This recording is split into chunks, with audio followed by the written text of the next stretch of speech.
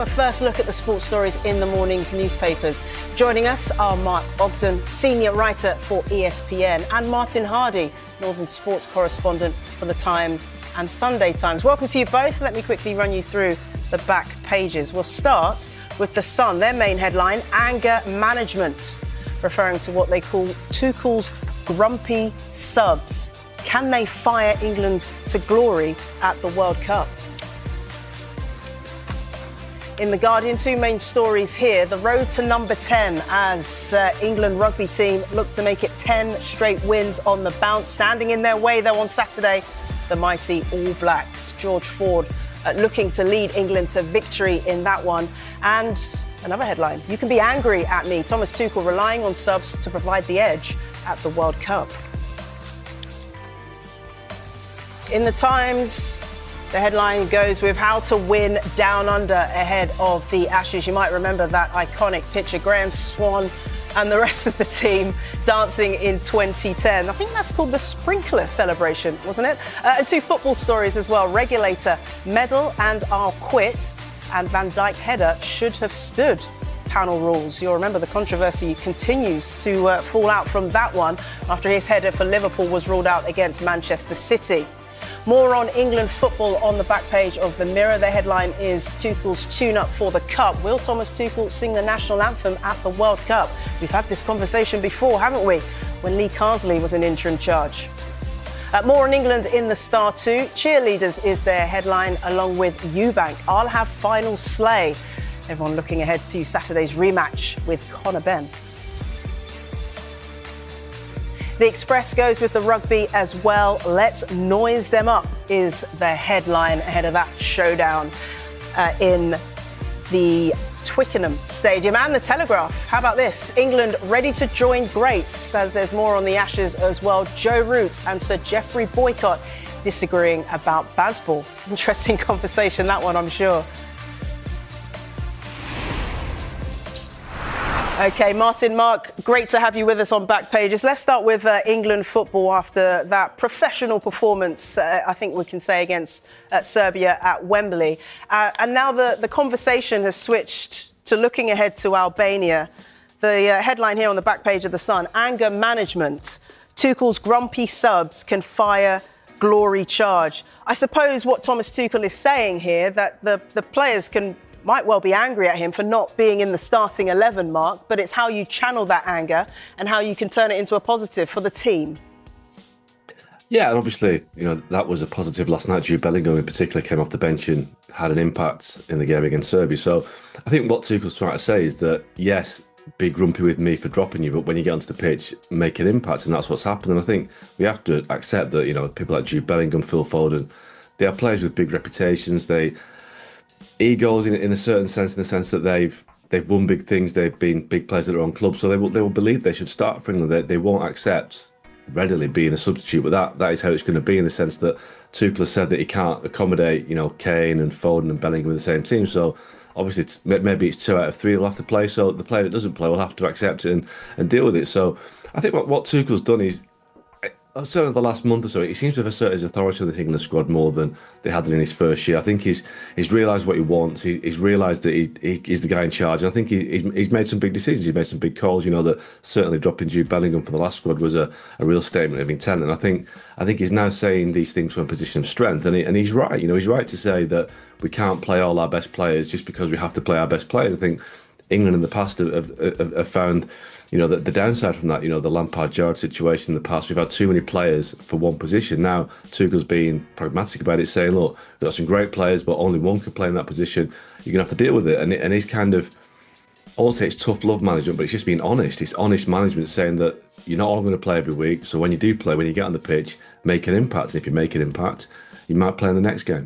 Yeah, and this covered in the Guardian as well, where the headline is, you can be angry at me, Tuchel relying on subs to provide edge at World Cup. And just some of his quotes, Martin, quite interesting from Tuchel, because he keeps referring to this team camaraderie that he wants to see with England. He refers to it as a brotherhood, and he said you can be angry at the coach, you can be angry at the situation, but if you see the nations that win, you see the clubs that win the Champions League, then the bench is on their feet from the last 8 to 10 minutes. There is no one sat there thinking, I should be on the field. Why am I not there? He's got a point about this, hasn't he? It's a team effort, whether you start or whether you start on the bench.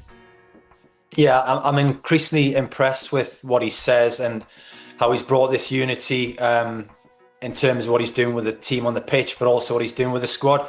Can't deny in the last 10 years, football has changed in terms of physicality. You have more substitutes now. In the piece you're referencing there, he does also talk about the fact that it's going to be 40 degrees in terms of the heat in the World Cup finals. You're going to need those players to be ready. And one of the big things Pep Guardiola has spoken about the last 5 or 6 years is you cannot have one single player sulking in the background, sitting on the bench, unhappy with life and grumbling and dragging everybody else down. I think that is a reiteration of this here from Thomas Tuchel in terms of every single person. And he has it, as Mark said there, he's reasserted his authority here. That's his team. He's got Jude Bellingham on the bench and he's got Phil Foden on the bench. And the suggestion would be that if Cole Palmer gets fit and he's in his squad for the World Cup, he might also be on the bench. It's up to those 3 players to react to that situation and feel they can impact their game in a different situation to the way they would like to.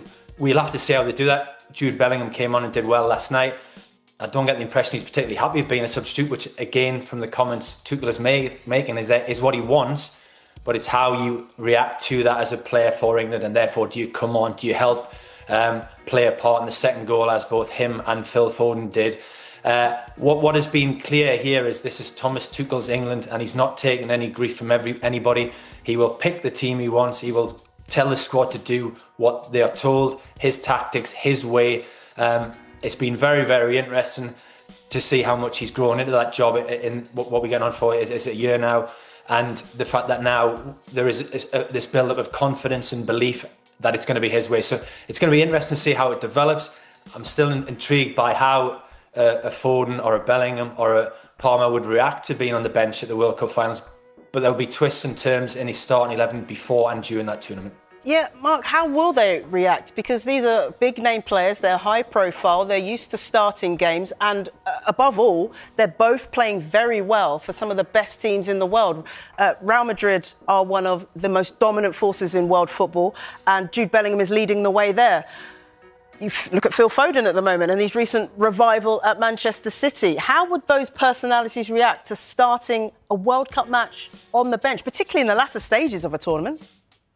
Yeah, I mean, I think first thing to say is they're both different personalities. I think Jude Bellingham's a much more expressive personality than Phil Foden. I think they'd take it in different ways, but neither would like it. Neither would want to be on the bench. They'd want to be, front and centre of things. But I think, towards the end of Gareth Southgate's reign in charge, I think 1 or 2 players maybe pushed the button a little bit, but maybe tried to take it a little bit too far in terms of, asserting their own authority. And I think Southgate was great at the outset in 2018 when he was this guy that took over a young squad and they all looked up to him. But I think towards the end it was a little bit different. But I think now Tuchel he's got that authority which I think Southgate had lost towards the end. And I think the big players that will not take liberties with Thomas Tuchel, which they may have done towards the end of Gareth Southgate. I mean, I was in Berlin for the final and I saw the way that Jude Bellingham reacted to Southgate during the game.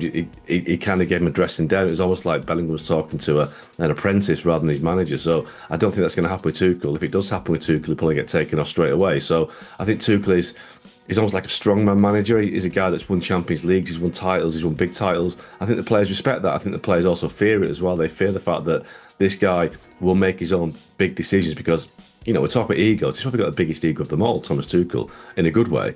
And that means he can handle these players. So I think, yes, they won't like it when they're on the bench in a World Cup quarter-final or semi-final, even a final, if England get that far. But he's the boss, and I think he's made that clear. And I think when you have a manager who's won things and has got a big reputation, it means he can handle the big players a little bit more than maybe a Gareth Southgate towards the end. OK, sticking with England and to a familiar debate that it seems that we're used to having with this England side in recent months. Tuchel's tune-up for the Cup is the headline in the Mirror. England's German gaffer says he could sing God Save the King next summer. Martin, how much should we care about this? That's my opening question. All right, for a bit of context, Newcastle United won their first trophy, major domestic trophy in 70 years last season. And not once was Eddie Howe asked to recite the words of the full entirety of the Bladen Races. And nobody cares if he could do that. This seems a bit of a theme that we keep going back to. Does it make any difference? No, I don't think it does. It's about, can these players play well for England and do well in a major tournament? Can he bring the knowledge and the experience and the ability of, as Mark said, of leading a team to win the Champions League into a World Cup? The other bits and pieces are just the noise that seems to have surrounded England for decades. That, certainly from my perspective, does not feel particularly important. What I was far more interested in was the reaction when he had qualified with this England team for a World Cup final in an away dressing room in a tiny stadium with a running track round the side. Nobody was more enthused in the video that we saw than him at the excitement and the prospect of leading a team into a World Cup final. And for that team to be England, he seemed absolutely delighted. He's done his job so well. I don't care if he can recite the national anthem in its entirety before a game of football. It's what he does in terms of picking the team, how it evolves during the tournament, the substitutions, the tactics, all those things are what matter and what I find of interest. Do you care, Mark? Not really, no. Doesn't matter to me. But listen, I appreciate it matters to some people. It doesn't matter to me. Some of the players don't sing the national anthem. Some of the fans don't sing it. Some of the fans sing it very passionately. It's a big deal for them. So, each to their own. If Thomas Tuchel wants to sing it, fine. If he doesn't want to sing it, no big deal. Because, why should he? First of all, he's not British, but if he wants to sing it, fine. But listen, it's all personal choice and personal opinion, but it doesn't make any difference. It won't make the slightest bit of difference as to whether England win the World Cup or not if Thomas Tuchel sings the national anthem or not. Yeah, well, he says he is considering it. He said he had to earn the right to sing it. We'll wait to see whether he does or not. OK, we're going to take a quick break. Thank you, Mark and Martin, for the moment. We're going to be looking at more of the back pages after this break, including this one from The Times. And it comes from Martin Hardy. Van Dijk header should have stood. Panel rules. The controversy continues. Stay with us.